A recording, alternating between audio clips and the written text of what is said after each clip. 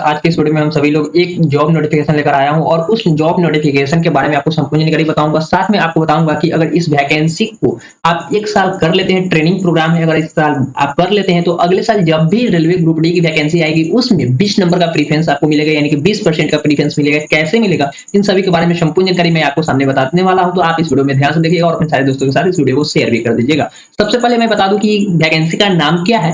तो railway apprentice recruitment 2022 के बारे में संपूर्ण जानकारी मैं आपको बताने वाला हूं।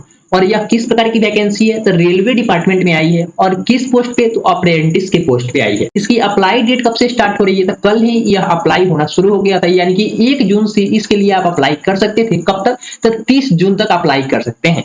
1 जून से लेकर 30 जून तक आप इसमें अप्लाई कर सकते हैं। इसके साथ ही मैं इसमें बता दूं कि टोटल सीट की कितनी है, टोटल सीट कितनी है इसके बारे में जानकारी बता दूं। तो यहाँ पे टोटल सीट 5636 है। कितना, तो 5636 सीट दिया गया है इस पर अप्रेंटिस पोस्ट के लिए। अगर आप इस अप्रेंटिस पोस्ट को यानी कि एक बार क्रैक करके, इसमें कोई भी एग्जाम नहीं होता है, बिना एग्जाम के माध्यम से आप क्या कर सकते हैं, जॉब हासिल कर सकते हैं। लेकिन कैसे, उसके लिए क्या क्या क्वालिफिकेशन होनी चाहिए इसके बारे में भी संपूर्ण जानकारी बताऊंगा। और साथ में उससे पहले हम लोग प्राप्त कर लेते हैं कि इसके लिए एज लिमिट क्या रखा गया है। एज लिमिट कब से गणना की जाएगी, तो 1 अप्रैल 2022 से इसकी गणना की जाएगी। कब से, तो 1 अप्रैल 2022 से इसकी गणना की जाएगी। और इस अप्रेंटिस के पोस्ट पे सबसे पहले मिनिमम एज कितनी रखी गई है, मिनिमम एज कितनी रखी गई है, तो 15 साल मिनिमम एज रखी गई है। और इसकी गणना कब से की जाएगी, तो 1 अप्रैल 2022 से इसकी गणना की जाएगी। 1 अप्रैल 2022 से इसकी गणना की जाएगी। इसके साथ मैं आपको बता दूं कि अपर एज लिमिट कितना रखा गया है, तो 24 साल रखा गया है। लेकिन इसमें एज रिलैक्सेशन भी आपको मिलेंगे, किस किस कैटेगरी को मिलेंगे और कितने साल का रिलैक्सेशन मिलेगा एज में, इसके बारे में जानकारी बताता हूं। सबसे पहले ओबीसी कैटेगरी को कितने साल का रिलैक्सेशन मिलेगा, तो 3 साल का रिलैक्सेशन मिलेगा। कितने साल का, तो 3 साल का रिलैक्सेशन मिलेगा। इसके साथ ही एससी एसटी कैटेगरी को 5 साल की छूट मिलेगी। इसकी डेट ऑफ बर्थ की गणना कब से की जाएगी, तो 1 अप्रैल 2022 से गणना की जाएगी। लेकिन अगर जनरल वाले अगर आप जनरल कैटेगरी से बिलोंग करते हैं, तो अगर आपका डेट ऑफ बर्थ 1 अप्रैल 1998 से लेकर 1 अप्रैल 2007 के बीच में है, तो आप इस फॉर्म को भर सकते हैं। 1 अप्रैल 1998 से लेकर 1 अप्रैल 2007 तक है, तो आप इस फॉर्म को भर सकते हैं। वहीं ओबीसी की, अगर आप ओबीसी कैटेगरी से बिलोंग कर रहे हैं, तो आपका डेट ऑफ बर्थ 1 अप्रैल 1995 से लेकर 1 अप्रैल 2007 तक, 1 अप्रैल 2007 तक आपका डेट ऑफ बर्थ है, तो आप इस फॉर्म को अवश्य रूप से भर सकते हैं। साथ में एससी एसटी कैटेगरी की बात की जाए, 1 अप्रैल 1993 से लेकर 1 अप्रैल 2007 तक अगर आपका डेट ऑफ बर्थ इसके बीच में है, जैसे कि 22/5/2002, 1/5/2002, 1 जनवरी 1999, अगर आपका डेट ऑफ बर्थ इस प्रकार से है, तो आप इस फॉर्म को भर सकते हैं। कैटेगरी अनुसार आप देख लीजिएगा कि अगर आप जनरल कैटेगरी से बिलोंग कर रहे हैं, तो क्या आपका डेट ऑफ बर्थ 1 अप्रैल 1998 से लेकर 1 अप्रैल 2007 के बीच में है, तो आप इस फॉर्म को भर सकते हैं। इस प्रकार आप अपना डेट ऑफ बर्थ कैलकुलेट कर सकते हैं। अन्यथा आप गूगल पे सर्च कर सकते हैं एज कैलकुलेटर, और वहां पे अपना डेट ऑफ बर्थ डालेंगे और आज के डेट के अकॉर्डिंग आप कैलकुलेट कर सकते हैं, या 1 अप्रैल 2022 के डेट के अकॉर्डिंग कैलकुलेट कीजिएगा। क्योंकि आपका डेट की गणना कब से की जाएगी, तो 1 अप्रैल 2022 से ही डेट की गणना की जाएगी। और मिनिमम 15 साल आपकी एज होनी चाहिए और मैक्सिमम की बात की जाए तो 24 साल होनी चाहिए। इसके साथ ही मैं आपको बता दूं कि इसके लिए मिनिमम क्वालिफिकेशन या मैक्सिमम क्वालिफिकेशन कितनी रखी गई है। अगर आप इस क्वालिफिकेशन आपके पास है या क्वालिफिकेशन आपके पास है, तो आप इस फॉर्म को भर सकते हैं। इसके लिए सबसे पहले मैं बता दूं, इसके लिए क्वालिफिकेशन कुछ हार्ड नहीं रखा गया है, कुछ अपर क्वालिफिकेशन रखा गया है। इसके लिए मात्र आपके पास अगर 10th पास कर चुके हैं, कितने मार्क्स के साथ, तक 50% मार्क्स के साथ अगर आप 10th पास कर चुके हैं, और इसके साथ ही अगर आप आईटीआई कर चुके हैं किसी भी बोर्ड से, एनसीवीटी या एसटीवीटी से आप आईटीआई कर लिए हैं और 10th में आपका 50% मार्क्स है, तो आप इस फॉर्म को अवश्य रूप से भर सकते हैं। इसके लिए एक ही क्राइटेरिया रखा गया है, जो है 10th पास होना चाहिए प्लस आईटीआई आपके पास सर्टिफिकेट होना चाहिए। किस बोर्ड से,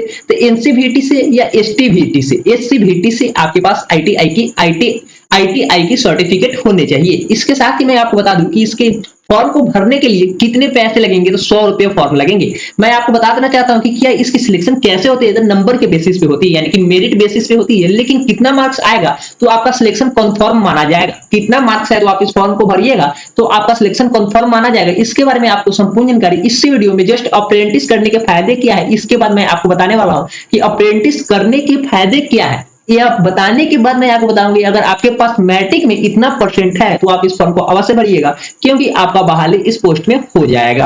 अगर आपके पास आईटी सर्टिफिकेट है तो आप निश्चित रूप से इस फॉर्म को भरेंगे, लेकिन मार्क्स देखने के बाद भरेंगे।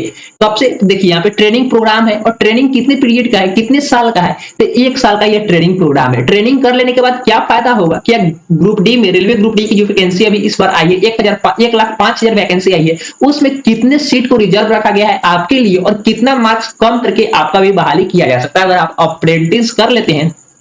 तो अगली बार जब भी रेलवे ग्रुप डी की वैकेंसी आएगी, या रेलवे में किसी भी डिपार्टमेंट में वैकेंसी आएगी, तो उसमें आपको कुछ सीट रिजर्व रखा जाता है। उसके बारे में जानकारी, आपको अप्रेंटिस करने के क्या फायदे हैं इसमें बताऊंगा, तो आप बने रहिएगा मेरे साथ। और इसमें सैलरी की बात की जाए, अप्रेंटिस में अगर आपका सिलेक्शन हो जाता है नंबर बेसिस पे, तो इसके लिए आपको कितने सैलरी मिलेंगे? तो 8,000 से लेकर 12,000 मैक्सिमम सैलरी मिल सकती है। कितने? तो 8,000 से लेकर 12,000 पर मंथ सैलरी मिल सकती है। इसमें आपको रहना, खाना पीना, ट्रैवल सभी इसी में इंक्लूड है। 8,000 मिनिमम सैलरी मिलेगी और मैक्सिमम 12,000, और 1 साल की इसमें क्या मिलेगी? 1 साल की यह ट्रेनिंग प्रोग्राम है। इसमें आपको ट्रेनिंग भी कराए जाएंगे, 2-3 मंथ ट्रेनिंग कराए जाएंगे, जो आपको अनुभव में काफी मदद करेगा कि किस काम को कैसे किया जाता है। इसके साथ ही मैं आपको बता दूं, और उसके बाद आपको फील्ड वर्क दिया जाएगा। 2-3 मंथ ट्रेनिंग कराने के बाद आपको फील्ड वर्क में भेज दिया जाएगा कि 5-6 मंथ आप फील्ड में अनुभव लीजिए कैसे करेंगे इसके बारे में। और इसके लिए सैलरी आपको 8,000 से लेकर 12,000 दिए जाएंगे। इसके साथ ही कास्ट सर्टिफिकेट की इसमें आवश्यकता होगी। जो ओबीसी और एससी एसटी कैटेगरी से बिलोंग कर रहे हैं, उनके लिए काफी, जो एज रिलैक्सेशन की लाभ उठा रहे हैं, उसके लिए सेंट्रल गवर्नमेंट से इशू कास्ट सर्टिफिकेट होना चाहिए। किस लेवल का होना चाहिए? तो सेंट्रल गवर्नमेंट की तरफ से इशू किया हुआ कास्ट सर्टिफिकेट होना चाहिए। उसके बाद ही मैं आपको बता दूं कि किस पोस्ट में, किस ट्रेड में कितना सीट रखा गया है। तो इलेक्ट्रीशियन डिपार्टमेंट में या इलेक्ट्रीशियन ट्रेड या ब्रांच में 500 सीटें हैं। इसके बाद वेल्डर में, यानी कि वेल्डिंग करने वाले के लिए 630, फीटर के लिए 970, डीजल मैकेनिक के लिए 400, और यहाँ पे पेंटर के साथ साथ और अन्य भी सीट रखे गए हैं, जो आप इसका फुल नोटिफिकेशन अपने टेलीग्राम ग्रुप डीवीएस स्टडी पे, डीवीएस स्टडी टेलीग्राम ग्रुप पे पढ़ सकते हैं। इसका टेलीग्राम ग्रुप पे, डीवीएस टेलीग्राम ग्रुप पे सबसे पहले ही भेज दिया गया था 1 जून को ही सुबह 9 बजे। आप इस नोटिफिकेशन को टेलीग्राम ग्रुप को ज्वाइन करने के बाद वहां से पढ़ सकते हैं। अब यहाँ पे बात आ गई है कि अप्रेंटिस करने के क्या फायदे हैं, इसके बारे में कुछ जानकारी मैं आपको बता दूं। तो सबसे पहले रेलवे ग्रुप डी में अगर आप फॉर्म भरे हैं, इससे पहले जो वैकेंसी 2019 या 18 के आसपास में आई थी, उसमें सबसे पहले 1,05,000 सीटों के आसपास में वैकेंसी आई थी, और उन सीटों में कम से कम 20% सीट उन स्टूडेंटों के लिए रिजर्व रखा जाता है जो अप्रेंटिस करके आए हुए रहते हैं। कितने परसेंट? तो 20% रिजर्व रखा जाता है। कितने परसेंट? तो 20% रिजर्व रखा जाता है। किनके लिए? तो अप्रेंटिस जो करके आए हैं, उनके लिए रिजर्व रखा जाता है। यानी कि आप कह सकते हैं कि अगर आपका मार्क्स 20 नंबर कम भी रहता है, तो आपका सिलेक्शन रेलवे ग्रुप डी में हो जाएगा। कितना? तो 20 मार्क्स अगर आपका कम भी है, तो आप क्या कर सकते हैं? तो रेलवे ग्रुप डी में बहाली हो जाएंगे। अगर किसी का 80 नंबर है, आपका 60 नंबर ही है, 62 नंबर ही है, तो आपको रेलवे ग्रुप डी में ले लिया जाएगा, क्योंकि आप अप्रेंटिस पहले से ही कर चुके हैं, आपके पास अनुभव भी है कि कौन सा काम कैसे किया जाता है। इसके साथ ही मैं बता दूं कि इस बार अप्रेंटिस का कटऑफ कितना जा सकता है। अगर कि आपके पास इतना मार्क्स है, मैट्रिक में इतना परसेंटेज आया है, तो आप इस फॉर्म को अवश्य रूप से अप्लाई कीजिएगा। आपकी यहाँ पे क्या होगी? तो सिलेक्शन हो जाएगी। तो सबसे पहले मैं बता दूं,